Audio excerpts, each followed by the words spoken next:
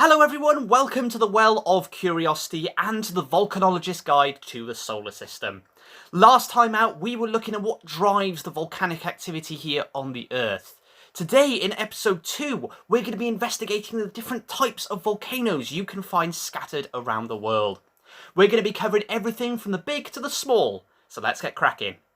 Let's start off with the most familiar type of volcano, the tall steep peaks that are stratovolcanoes. They can also be called composite volcanoes, and they are formed by the building up of layer upon layer of different types of volcanic product, which is something we'll actually look at in a future episode. They are a very common type of volcano, and it's understandable that they've probably become the stereotype for volcanoes all over the world. They also tend to erupt more violently than other types of volcano, which gets them noticed. Some of the world's most famous volcanoes are stratovolcanoes, like Mount St. Helens over in the USA, and Mount Etna and Mount Vesuvius in Italy. Sometimes, during a particularly violent eruption, the upper part of a stratovolcano can collapse in on itself to form a wide, deep crater called a caldera. In some calderas, there may be a magma chamber that lies below it, and it may erupt again in the future. Many calderas are filled with water to form lakes, and some are even partially submerged by the ocean. The Greek island of Santorini is a perfect example of this. Stratovolcanoes may be tall, but the real giants of the volcano world are shield volcanoes. They are shaped like huge, broad, upturned shields that are formed by layer after layer of runny lava running over each other and cooling into solid rock. The world's biggest volcano, Mauna Loa in Hawaii, is a shield volcano.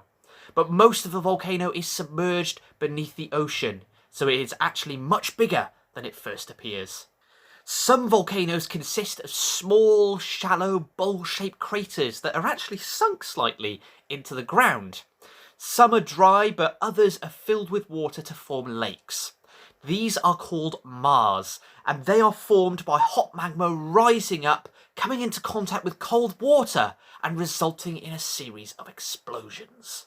This reaction can produce another type of volcanic landform that consists of either a cone or a ring made of something called tuff. The magma-water combo produces a lot of ash that is propelled upwards into the air, only to fall back down to accumulate in either a cone or a ring. That ash then compacts and hardens into a rock called tuff. Other small cones can develop either near to or even on the flanks of a larger volcano. These are cinder cones, which kind of look like mini stratovolcanoes, and they are built up of loose volcanic fragments that often come as a result of little chunks of lava being fired out of a fissure that develops in the side of a volcano. And they normally don't take that long to build up, taking just a few months or years. So there are multiple types of volcanoes to find scattered around our planet, but not all of them will erupt in the same way.